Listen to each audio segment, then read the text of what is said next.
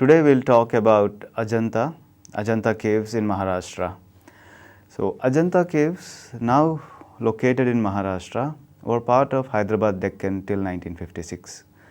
They were discovered in around 1819, the early 20th century, early 19th century, sorry, when a British official was going on a hunt. So they stumbled upon these caves and they found that there are very beautiful paintings are there in the caves. So they informed the colonial government, and the colonial government has put some efforts to conserve and to document the Ajanta Caves. That's how we got to know where and what is Ajanta. And particularly when it comes to Hyderabad, Ajanta and Ellora were part of Hyderabad Deccan. So in the 20th century, Ajanta and the location of Ajanta was really developed by the Nizam's government. There were bridges built, roads were laid out, there was also a guest house built for the people to go there and spend time, and also for the students, for the art students particularly, to go there, spend time and learn from Ajanta paintings and Ajanta sculpture. So this is how Ajanta came to the light from the obscurity.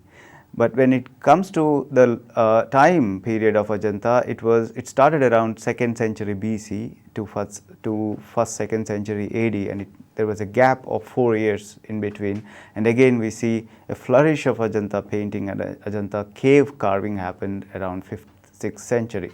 So we have a span from 2nd century BC to 5th, 6th century, and there are some records where it goes to 7th century also, but more or less we can round it up on 5th, 6th century.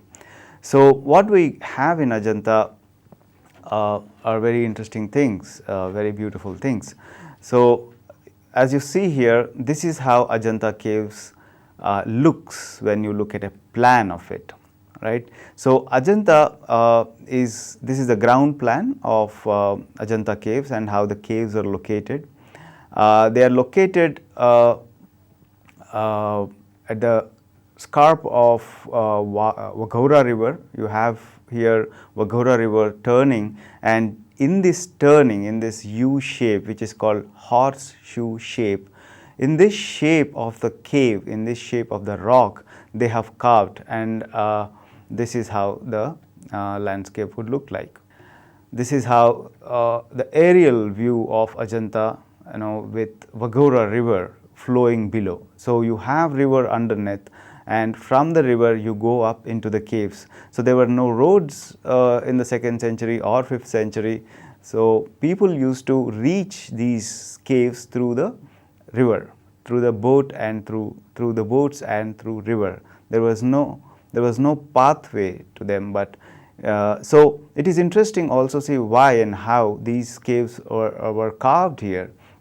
These caves acted as halting centers for the merchants, for the businessmen, for the traveling businessmen, and they were also a sort of hostels, a sort of dormitories for the monks.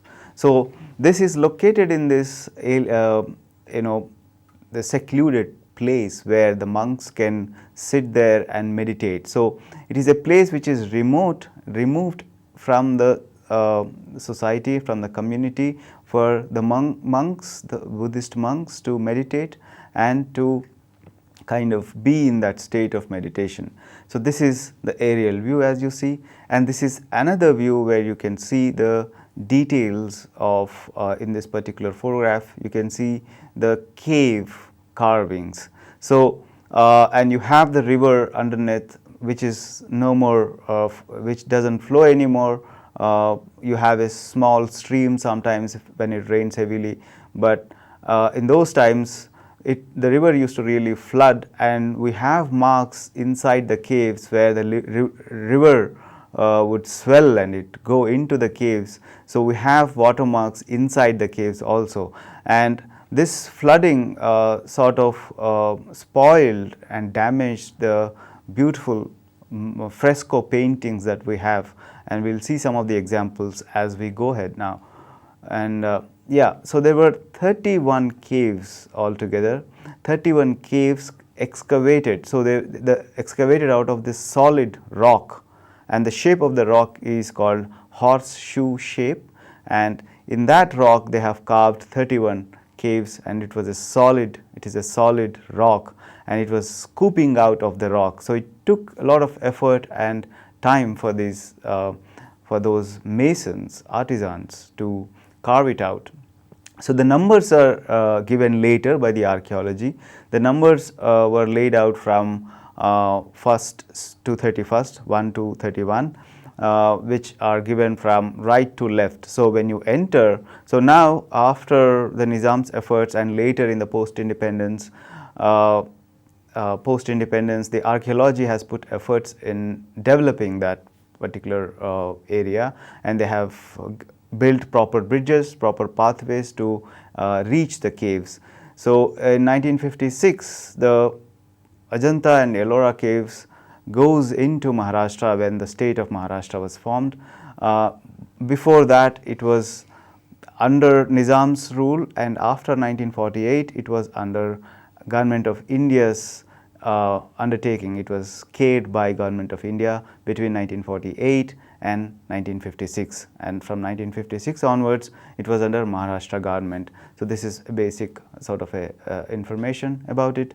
So the earliest caves are 8 to 13, right? These were carved around let's say 2nd century BC to 1st century AD. So it was that time. So we can see in the earliest caves we don't have much of a sculpture and embellishment. So these earliest caves were contemporaneous to what we have Bharut and Sanchi stupas. So Sanchi stupa in Madhya Pradesh. So when Sanchi stupa was built and when it was carved, Ajanta was also happening. Ajanta caves were also carved, and it was we have evidence that these early caves were patronized. The carving was patronized by the Shatavahanas, who were ruling that period, who were ruling that area. And in the second phase, it coincides with the Vakataka kings. Vakatakas were ruling the present modern Maharashtra. What is Maharashtra now? That region, part of that region was ruled by Vakataka kings. And Harisena was an important ruler, and he patronized the caves that were carved in the 5th century AD, and that was the period, and we consider that period as an important period because that is a period where we see very important caves have been carved out and beautiful paintings were done. So when we look at these caves and these paintings, we get to understand the material culture, we get to understand the lifestyle of that time period, what kind of clothes, what kind of jewelry, and what is the architecture of that time period, we get to see in these paintings. So this particular time period is very important when it comes to Ajanta. So Ajanta, as you can see in this image, the carving of the caves happened in multiple layers, at least in 2 layers, 2 levels rather. So this is an image which tells us how 2 levels was carved. So the caves are made at different levels, as I was saying, depending on the rock, suitability of rock, and the quality of the rock. Sometimes they have abundant, and we have some images of that. Sometimes they have abundant carving in between, because after carving some portion, they realize that this rock has veins which cannot withstand. So they have realized that you cannot carve further because it might collapse or it might not sustain. So they stopped in between, and we have few examples like that. And the external facades were also carved very exquisitely. So all the interiors are composed more or less similarly. So the standardization of the carving and the standardization of planning of chaityas and viharas happens in the beginning of the second phase. So what we have here, what we get to see, what are these caves? These caves are basically chaityas and viharas. So this is an image of chaitya, this is a plan of chaitya, a ground plan of chaitya hall. Chaitya hall is nothing but a congregational space, a congregational worship space for the monks. So it is like, for example, a temple. It's not a temple for them, but it is a space where monks would come together and worship. So it is that space. And this is an example of cave 26 Ajanta. Well, it comes from the 5th century AD.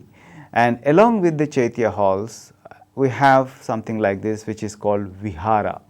So we have vihara halls. Vihara halls are nothing but residential halls for monks. They used to live there, they used to stay there, and in these small rooms, as you see in this plan, where the rooms are on the periphery, it is in the center you have a squarish space carved out, and within the square you have a squared pillared hall. It's a pillared hall, you have pillars. So these pillars were interesting because these were not necessary when it comes to a cave, because you don't need a support for the cave, for the rock. But the usage of pillars and the details of pillars tells us about the architectural understanding of the masons, where the architecture of that time, which was thought as built largely in wood, which does not exist for us to see. So these halls and these chaitya halls as well as vihara halls, we get to see the architectural understanding and the architectural embellishment and the details of the architecture that existed at that point of time. So though the pillars here are not structurally important, structurally lending themselves, they are not lending themselves to the holding of the structure, but they act as an architectural element. So you have this squared pillared hall, and in the periphery surrounding this square hall you have these small cells, and these are the cells in which monks used to stay. And if you go inside the cell, you have a small stone bed and a small stone pillow. So it was very austere, it was a very simple life, and you have a small shelf carved into the cave rock, and where the monks' belongings would be kept. Minimum clothes, maybe a book, or basic belongings of the monk. So it was a very simple life they used to live, and this is an example of, again, from the 5th century AD. So let's get into looking at the images of the caves. So this is cave number 9 Ajanta, where you have it is a chaitya hall. Like, this is how it looks. You have pillars on either side. You have a stupa right in the center. It is an apsidal plan. Apsidal plan is nothing but you have a round at the back, and if you have we have seen that in the ground plan how it looks. So at the apse is the end of the cave.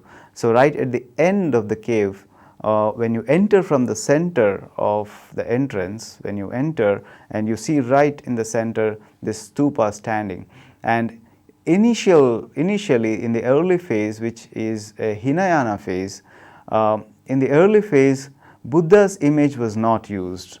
In the early phase you have stupa symbolizing Buddha. So Buddha's image was not used. Buddha's anthropomorphic image means the human form of Buddha was not used. The symbolic form of Buddha was used, which is stupa. So you have stupa right in the center, and on either sides you have columns, and you have a circumambulatory path, that which is you can go around and you can take rounds, you can circumambulate the stupa. So you have these paintings. There are paintings on the surface of the pillars. These paintings have done at a later point of time. They have been done at a later point of time, not when this particular stupa, particular cave was carved. So this is an early cave. Just try to remember the image. When we look at the later caves, we can see and compare how later caves were more embellished, more ornamented. So So the scale of the Chaitya hall is smaller, as you have seen the early cave Chaitya hall. The scale, it was a small size, small space inside. The stupa and the pillars are unadorned, as I said. Traces of paint, as you see, they were added at a later phase. And interestingly, the ceiling has wooden rafters as if to imitate the wooden structure. When you look at the cave, I mean, cave, rock, we don't need any kind of a support, because the rock itself is having its support. We don't need a wooden support, wooden rafters or pillars. So the pillars as well as the wooden rafters on the top for the roof, as if the architect is constructing a wooden architecture for the roof, they have used the masons have imitated the wooden structure. It is an imitation of wooden structure. So this imitation actually lets us know, helps us know and imagine what kind of architectural forms and architecture existed at that point of time. So this is an example of the ground plan. This is for the cave number 9. And the interesting thing about cave number 9 is the plan is rectangular rather than apsidal. This is the only cave where the plan is rectangular. If you look at the apse where the stupa is located, the stupa is round and you have an apsidal colonnade. Colonnade means a row of pillars. So you have an apsidal colonnade, but at the back the plan is quite rectangular. It is not apsidal. If you remember the first slide of the ground plan, you see that the plan also is apsidal. The back side of the pillar, end of the Chaitya hall, was also apsidal. So this is the only cave, because this is one of the earliest caves that were carved, so they were still maintaining a rectangular plan. This is the facade, and the facades, the front portions of these caves were very detailedly carved, and the sculpture that you see on the surface of Buddha, these are added later. In the earlier phase, you don't have Buddha's image shown in anthropomorphic form. So these are added at a later stage. So you have a huge window on the top, and right at the bottom you have 3 entrances, one in the center and other on the 2 sides for the 2 aisles. How do we read the plan? The plan, if you look back, if you see it, the central space is called nave, and the 2 sides that you have are called aisles. So 1 nave and 2 aisles. So you have here, if you look at the entrance, you have right in the center is the entrance for the nave, and on the sides you have entrances for the aisles. And the window that you see on the top, which is like again a horseshoe kind of a window, horseshoe shaped window, which is carved over there, which was open, and what you see, the wooden structure that you see now is a later addition by the archaeology. So yes, this is, so we have seen an example of Chaitya hall, and this is an example of vihara. Vihara, you don't have pillars in the earlier phase. This is an example from 1st century AD, and the cutting and the carving are simple. You don't have much of an embellishment, you don't have any painting, and you have simple halls, simple cells at the periphery of the halls, and you have right over above the entrance to the cells, and a continuous motif that you see touching the roof above this entrance of the cells is the same kind of a horseshoe shaped window kind of a motif, which is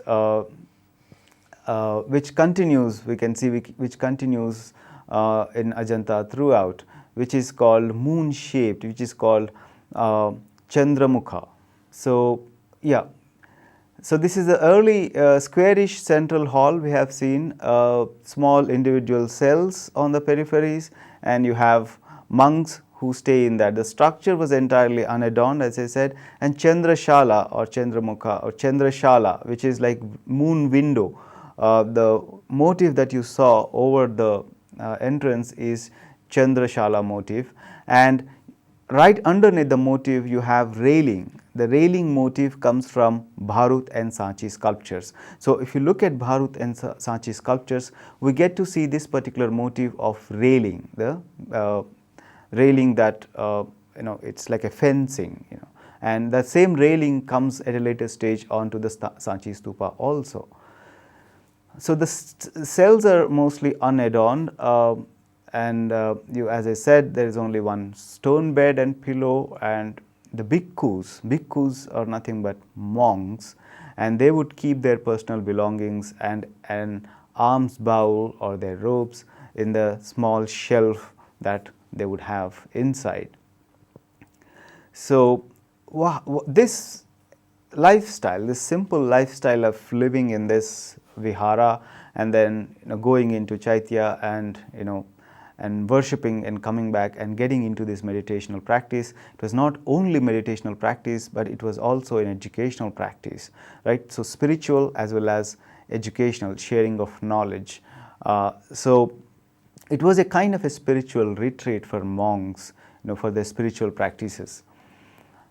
And yeah, this is an example, cave number 24.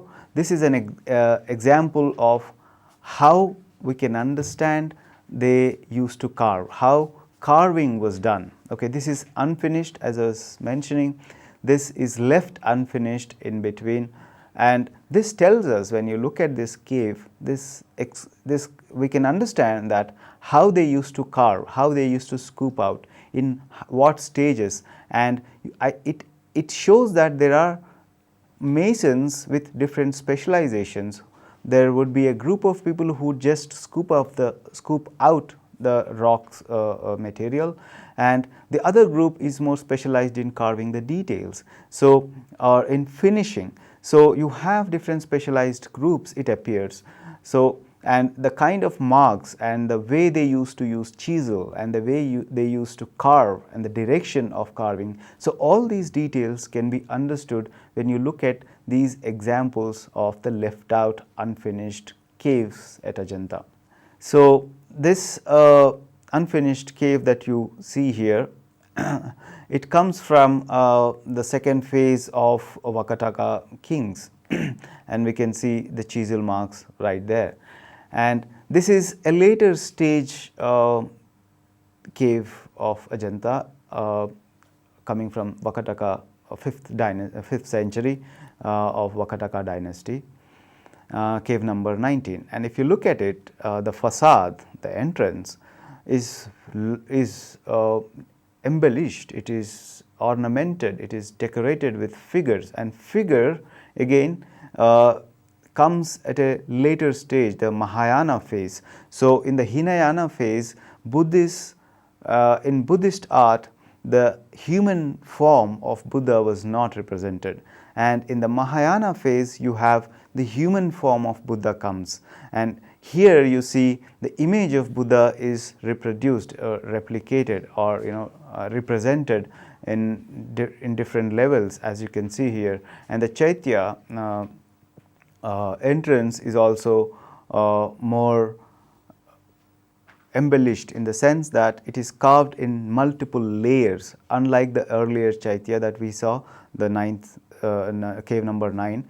The ornamentation was very less, and the Chandrashala window, the Chandrashala motif of the window was attached close to the surface of the rock. Now here you see that Chandrashala window comes out, it jets out. So there is a lot of undercut, there is a lot of round cut, round carving they have employed here. And if you go in, this is how it looks. Once you enter inside, you see right in the center, you see stupa, and right on the stupa you have the figure of Buddha standing. So this tells us that by this time the figure of Buddha was used in representations. It is not symbolic anymore, but it is anthropomorphic. And look at the pillars. The pillars are more detailed, unlike the flat, unlike the unadorned pillars of cave number 9. Here we have very detailedly carved pillars, and this is an apsidal plan.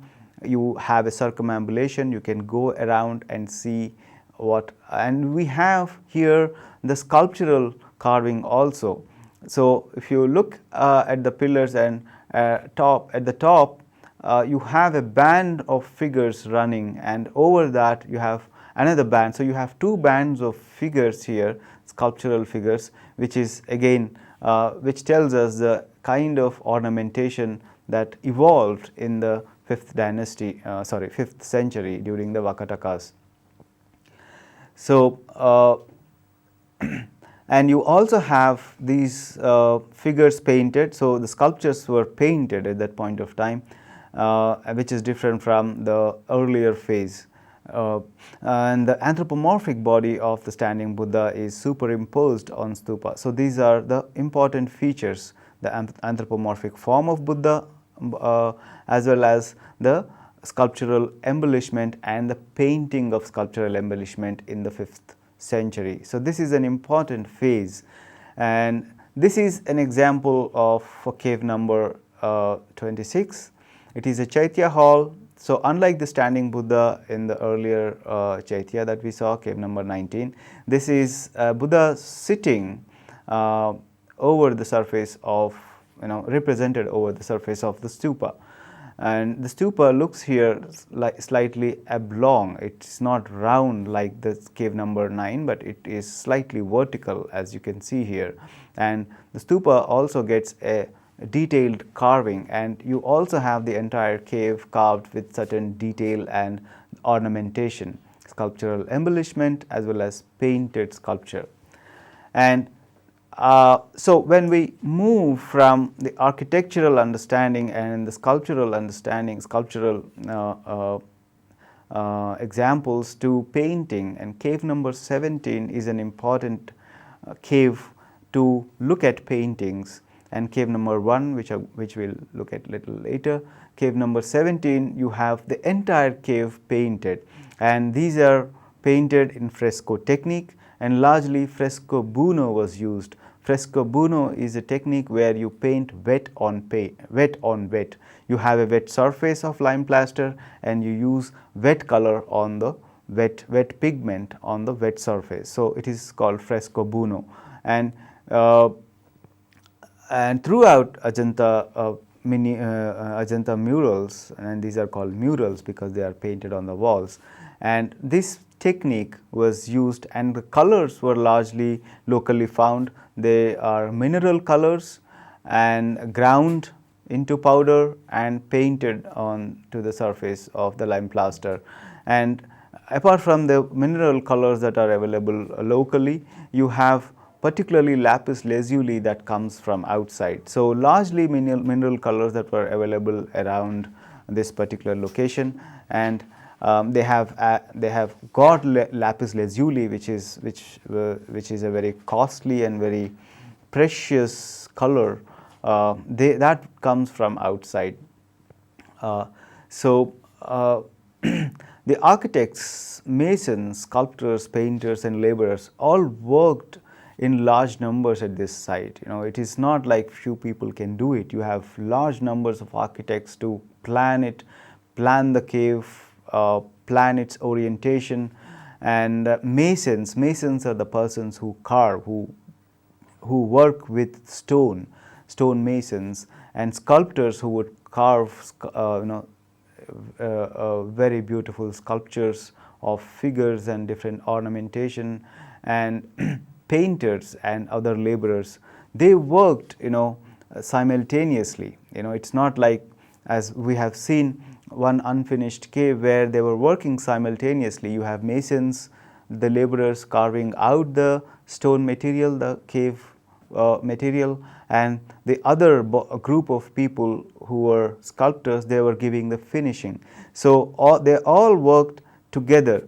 So what happened between 2nd century AD, end of 1st century AD and 4th century, 5th century, we don't know what happened. There was a gap of 4 years, and the Ajanta carving gets back. Ajanta carving again regains its momentum during the Vakataka dynasty.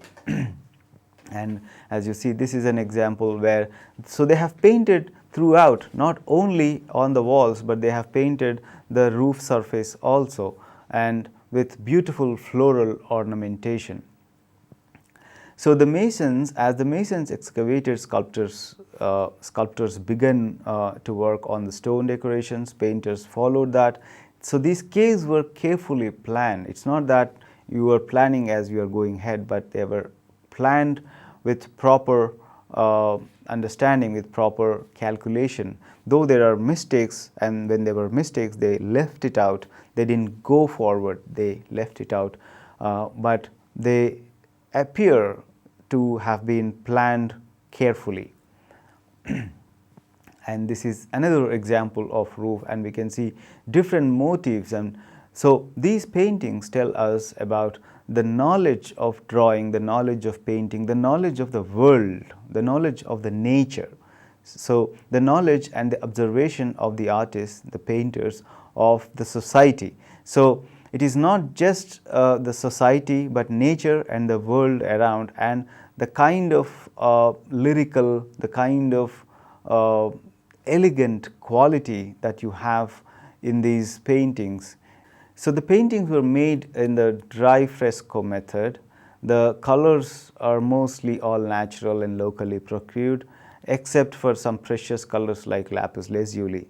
The palette is mostly limited in range, right? You don't have many colors or different colors. You have limited colors. It is more a play of tonal variation that are the result, the color mixing, the result of color mixing. So this is the skill, this is the understanding of the pictorial complexity, So how the paintings became more complex in their expression is because of the different tonal variations and the understanding of the body, understanding of the movement of the body, and the movement of the body and the elegance of the body in Ajanta is very remarkable. So the movement, the elegance, all comes from the fluency of drawing. The drawing and the line flows really with a flow, and the fluency of drawing is very important, and the survey and confidence seen in the handling of line and color. So it is not only about the fluency of drawing or the line, but how confidence could be seen and how the line is handled, how the color is handled, and all these are really very remarkable and remarkable depictions of people with various body types. So it is not one kind of a body figuration, one posture or limited number of postures, but you have multiple postures, multiple expressions, multiple movements, that which makes Ajanta a very important reserve of heritage, important reserve of art for Indian culture. So this is an image coming from cave number 17. So we have seen some images from outside. So when we enter, we have a Buddha inside a chamber, and this is a vihara, as you can see, Buddha sitting inside a chamber, and on either side and throughout the Chaitya wall, throughout the vihara wall, we have paintings, and the seated Buddha, and then flanked by the image of the Buddha's return to Kapilavastu on the side walls. So Buddha returns after his after he got his knowledge, after he acquired the knowledge, and after he returns, he comes to the palace. When he comes to palace, he meets his wife, and his wife interestingly tells his son, and you can see there, his wife tells his son, go ask your father for what he can give you, So his inheritance, so what does he got to give you as a father to his son? So he gives, what does he give? He gives nothing but the knowledge that he gained. So here, if you look at this painting, Buddha is shown, the figure of Buddha is shown in larger dimension, and the figure of wife, Yashodhara, and Rahula, the son, are shown in smaller dimensions, in smaller size. So the treatment here is very interesting, where there is a sense of enlightenment, the enlightenment that Buddha acquired after his meditation in exile in forest. When he comes back, he brought that enlightenment, and you can see that light that is emanating from the body of Buddha. So it's very interesting, and the artist has captured that. And to make Buddha look bigger, not in terms of here the size of the figure Buddha, which is bigger in dimensions than the other two figures, means that he is important, he is more enlightened. It is more symbolic rather than having the anthropomorphic sizes in difference. So we have this logic of representation in painting. We get to see this logic repeated in Indian painting, where the figure who is more important in the composition is shown with bigger dimensions than the figures which are lesser important. So here, because Buddha is more important, he is shown in bigger dimensions. So the artist has rendered Buddha as a superhuman being. He's enlightened, so he's more human than the other humans. So the superhuman quality is actually manipulated through the size, through the placement, and through the increase of the size, and the radiance to the presence of the painted Buddha in this image. A sense of sadness. It's interesting because the sense of sadness and pathos is there when you look at that painting. So the artist is not just painting the figures, the artist also has the knowledge, the painters also had the knowledge of creating this emotional environment. So now let's move to cave number 1. Cave number 1 is a very important cave where you have exquisite paintings painted, right? Cave number 1 is again a vihara hall. It's a vast, and if you look at the cave number 1 plan also, it's very sophisticated. I mean, the carving is very proper, unlike the earlier vihara that we have seen. So this is a vihara, and the large central hall with individual cells, as I said, to just repeat, the room opposite to entrance to the cave has a large image. So we have Buddha image in these viharas coming from the 5th century AD. That is one thing one needs to keep in mind. The image of seated Buddha, the meditative Buddha, and Buddha in preaching gesture.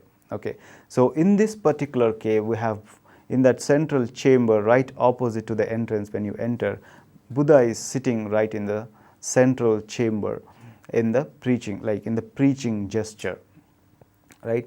And this is the entrance, and you can see here how the pillars are very well carved, they are ornamented, and you have an entrance here, and this is from the other side. And interestingly, the light, the element of light is very important, because these caves did not have light coming from anywhere but only from the entrance. So the light was quite limited, right? So the limited light creates a sense of meditative ambience, and the inside was largely lit by the lamps, right? So light, the element of light is very important to consider when we look at these, because when you look at the paintings, we do not have light inside. I mean, they did not have light inside when they painted. So how did they paint? We don't know. They might have used reflectors. I mean, if you use a sort of a polished surface and direct the sun inside the cave, and that would lit up the cave, right? If you look, for example, if you use the mirror and you reflect the light of the sun through the mirror and it goes inside the cave. So that is one of the techniques that they might have used apart from the lamps. So if you go in and you see the interior is fully painted, not an inch is left unpainted. You have ornamental designs, you have figure narratives. And what are these paintings? What are these figure narratives? Apart from the life of Buddha, you have Jataka tales. Jataka tales are nothing but the earlier incarnations of Buddha, right? The story, the life story of Buddha that, apart from his own life that he lived, you have, as Gautam Buddha, you have earlier incarnations also represented in these Jataka tales. So Jataka tales are nothing but the stories of life stories of Buddha. So this is an example of the interior of cave number 1, and you see the pillars are carved with good amount of detail, and you have right in the center the Buddha seated in the preaching posture in the chamber, and on either sides these two are important images, these were important paintings that we get to see even now reproduced in numbers. So right in the center you have Buddha in this chamber, and they are flanked by bodhisattvas. So on the left side you have Padmapani Bodhisattva, and on the right side you have Vajrapani Bodhisattva, and this is the detail of the Padmapani Bodhisattva. And you see how compassionate, Padmapani Bodhisattva is a representative of compassion, Bodhisattva of compassion. And the painting is also done with the elegant movement, elegant posture of the body, and he's holding a lotus. And if you look at the face gives this sense of transcendence, this sense of meditation. And this is Vajrapani Bodhisattva on the right side. So Vajrapani Bodhisattva, you have the bearer of the diamond thunderbolt. So which is why Vajrapani, the bearer of the diamond thunderbolt. So Bodhisattva of wisdom. So this is not compassion, this is another mood, another mode of representation is wisdom, the Bodhisattva of wisdom. And if you look at this painting, again the elegance in the body, the way he is standing, the kind of twist that you see in the body, and Vajrapani Bodhisattva is wearing a lot of jewelry, and there's a lot of luxurious ambience. But if you look at his expression, there is a sense of detachment from this material world, material luxury. So this is important when it comes to looking at the images here. Though the Bodhisattva is nothing but the follower of Buddha or the reincarnation of Buddha. Though he is unlike Buddha himself, Bodhisattva is represented with this material, represented in the middle of the material luxuries, in the middle of the material world, materiality, jewelry, luxuries and all. So though he is part of this material world, though he is in the center of this luxurious world, he is not attached to the luxurious world, he is not attached to the material world. That is the message, that is the inherent idea about Bodhisattva being so luxuriously materialistic in appearance, but from inside he is not attached to that materialistic world around him. So there are many Jataka stories that are represented in Ajanta paintings. So this is one of the Jataka tales, which is Mahajanaka Jataka. Mahajanaka Jataka is a story of a king, Mahajanaka, and he had two sons. So when Mahajanaka dies, so the elder son becomes the king, and his brother in a cope sort of throws him away, throws him out, and when he and his brother, when these two brothers fight, the elder brother dies. Okay, so when the elder brother dies, the wife of the elder brother was pregnant. So logically, according to the tradition, elder brother becomes the king and his son becomes the prince and the king later, right? So the brother of the elder brother kills the king, and then he becomes the throne. I mean, he assumes the throne.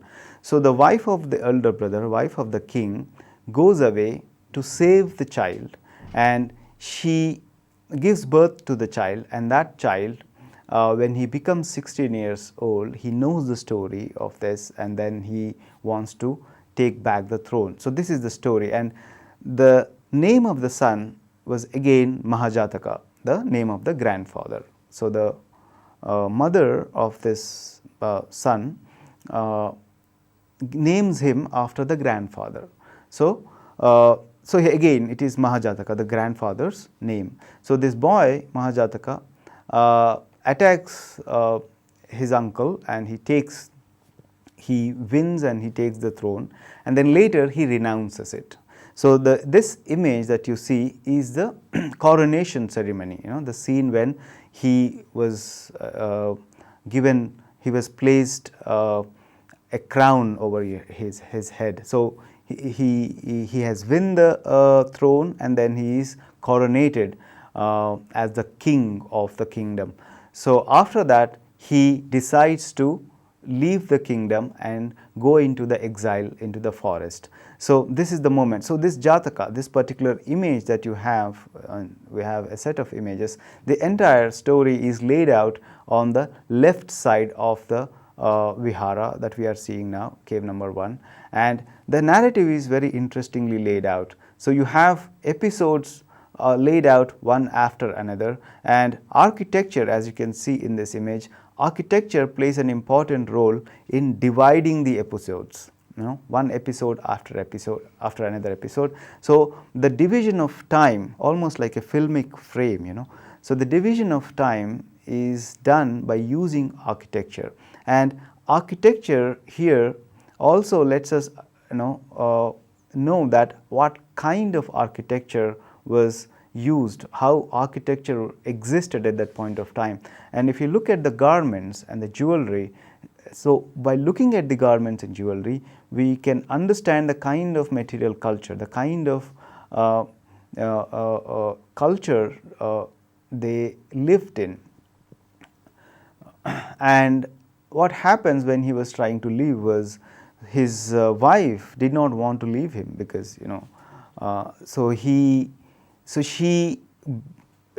she calls the musicians and she arranges a music band, and she wanted to lure him to stay back in the palace, but he was decided that he will leave the palace and go for meditation, for enlightenment, in search of enlightenment. So these are the images from that, and you can actually see the kind of elegance of the figure. You can actually see the fluency of line here, and the variation of colors, and the detail of the ornamentation.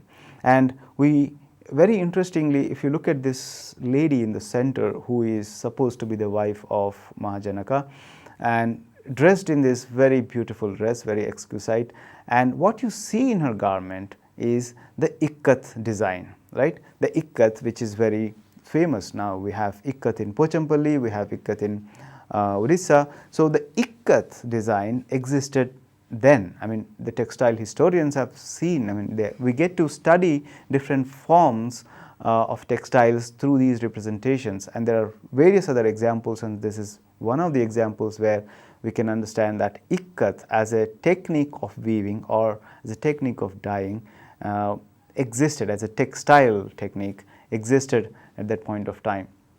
So we have seen Ajanta, you have a set of cells which are viharas, and you have chaityas. Chaityas are the spaces where you congregate and worship, and viharas are the place where monks used to stay. And in these viharas, at a later stage in the 5th century, which is an important 5th century AD, which is an important time period during Vakataka dynasty, you have caves carved out with a lot of importance given to painting and the representations of Buddha's lifestyle and life stories. And so this was a spiritual retreat for monks, but at the same time when you look at these images, they also tell us about the time period, about the historical time, about the material culture. So Ajanta is a center where it was a spiritual center, but when it comes to our time, when we look at Ajanta, it is a heritage of India, right? And it tells us the kind of skill, the kind of knowledge, the kind of different kinds of knowledges, and the skill of painting and sculpture and architecture existed at that point of time. And when we look at it, we have to consider the spiritual dimension as well as the material dimension of the Ajanta Caves. Thank you.